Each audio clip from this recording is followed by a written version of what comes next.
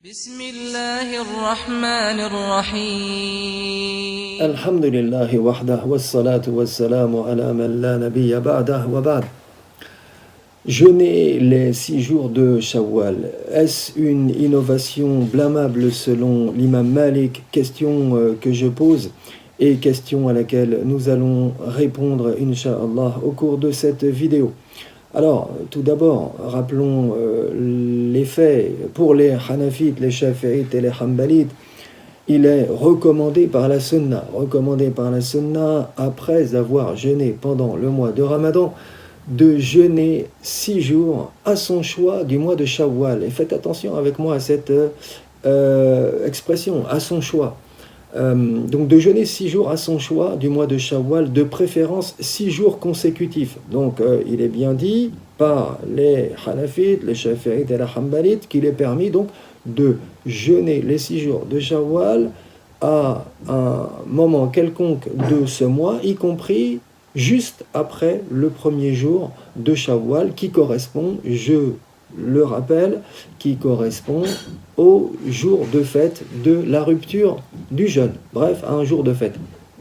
Et ce donc de préférence 6 jours consécutifs, c'est-à-dire donc de jeûner de façon successive ces jours sans s'arrêter.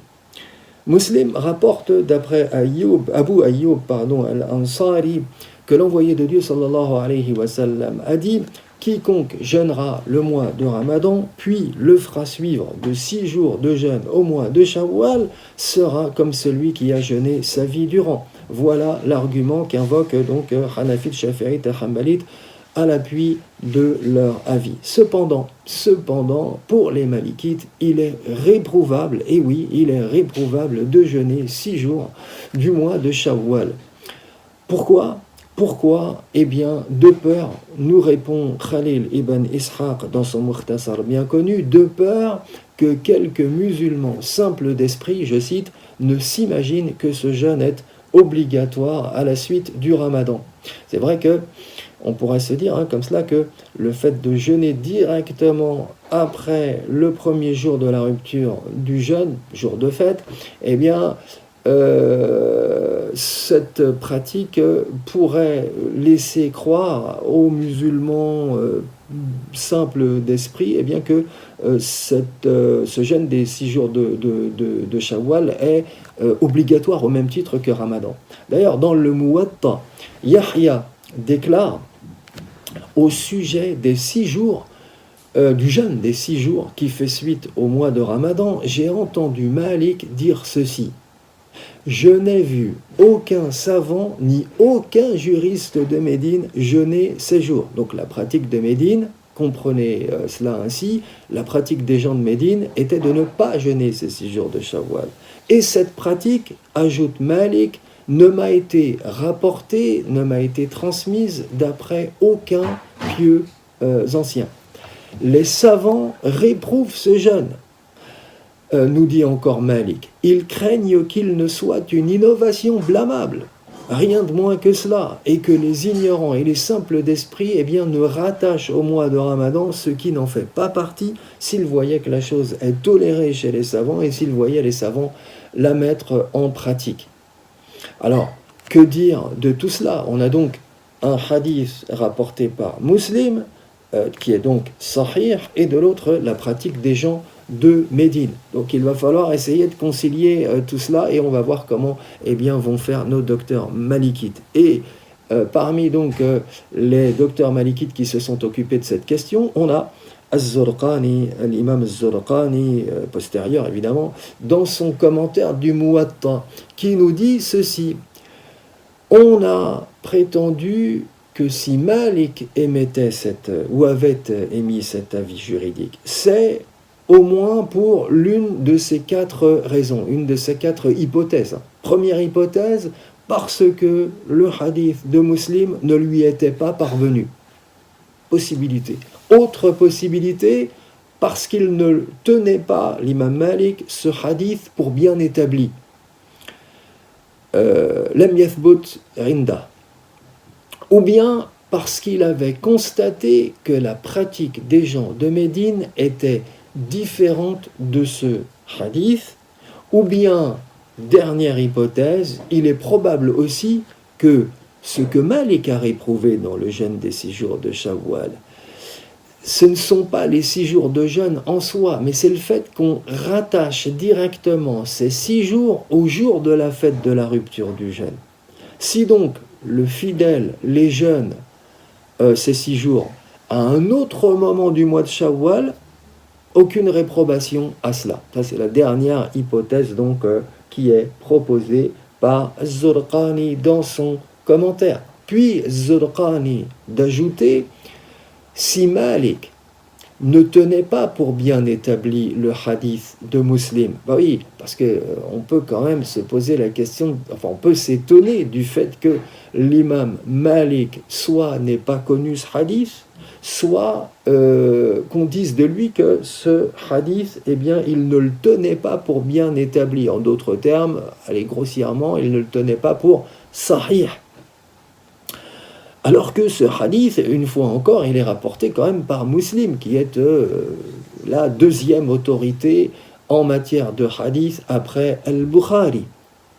Donc, ici, Az-Zurqa nous dit, si Malik ne tenait pas pour bien établir le hadith, il a ses raisons. Il a ses raisons, et c'est notamment parce que dans sa chaîne de transmetteurs, on trouve un certain Sa'd ibn Sa'id, qui est qualifié de daïf par Ahmad ibn Hanbal. On voit que Malik n'est pas isolé dans cette histoire. Que An-Nasa'i le qualifie, ce Sa'd ibn Sa'id, de Laysa bil Qawi, c'est-à-dire de traditionniste qui n'est pas fort. Laysa bil Qawi, comment vous traduire cette expression, hein, ce sont des termes techniques qu'emploient ici les traditionnistes. Ou encore de Thiqa qalil al-hadith, c'est-à-dire d'autorité fiable, mais qui rapporte peu de hadith. Donc on voit que il y a problème autour de ce Sa'd ibn Sa'id. Quant à Ibn Uyayna, eh bien, il estime pour sa part que ce hadith est arrêté à un compagnon.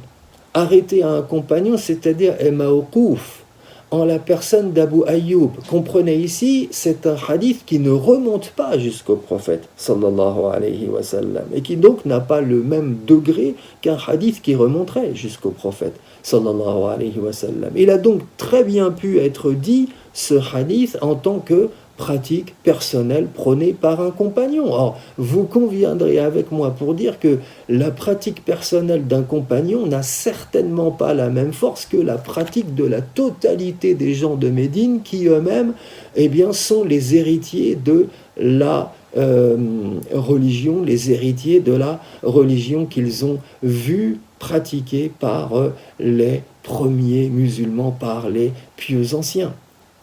Bref, on voit bien ici que les docteurs malikites cherchent au fond à expliquer la parole de leur imam, l'imam Malik, et à concilier cette parole avec le hadith sahih de Muslim. Autrement dit, ce qu'ils cherchent à faire, en bref, c'est de concilier la pratique vivante de Médine avec un texte de la loi qui apparemment s'avère contraire à cette même pratique. Et c'est ainsi que dans son commentaire du Muwatta, Az-Zurqani relate, Mutarrif a dit, Mutarrif ibn Abdillah a dit, si Malik a réprouvé le jeûne des 6 jours de Shawwal, c'est seulement pour la raison que quelques musulmans simples d'esprit ne s'imaginent pas que ce jeûne est obligatoire à la suite du Ramadan. Par contre, jeûner ces jours dans le désir, par désir, d'appliquer ce qui a été rapporté par Muslim, bien ça n'est pas réprouvable. Donc on voit qu'ici, Mutarrif cherche lui aussi à trouver une issue chercher une issue à cette contradiction apparente entre la pratique de Médine, des gens de Médine, et le hadith. De son côté, même chose, Al-Lakhmi, qui est un docteur malikite émérite, dit mieux encore, non seulement il dit que ce n'est pas réprouvable, mais que c'est même recommandé de jeûner les 6 jours de Shawwal.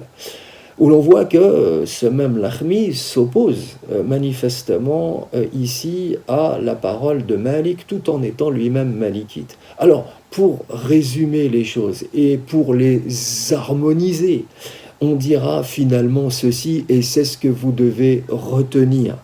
Mes frères, mes sœurs, qui êtes d'obédience malikite, je vous dis ceci, il est recommandé aux fidèles malikites, donc qui se conforment à ce rite, de jeûner les 6 jours du mois de Shawwal, conformément au hadith de Muslim. Quiconque jeûnera le Ramadan, puis le fera suivre de Shawwal, nous dit le prophète sallallahu alayhi wa sallam, sera comme celui qui a jeûné sa vie durant.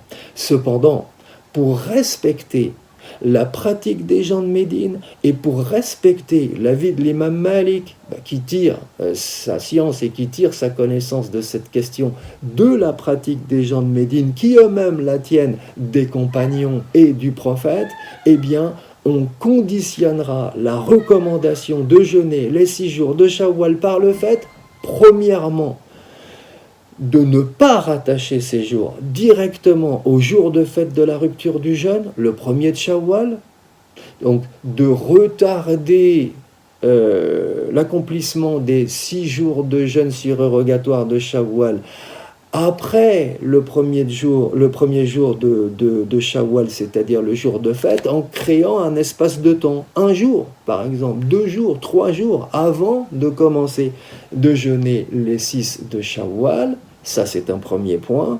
Et deuxièmement, pour donc se conformer à la pratique des gens de Médine, de ne pas rattacher ces 6 jours de jeûne entre eux les uns aux autres, mais de les séparer par un intervalle de temps.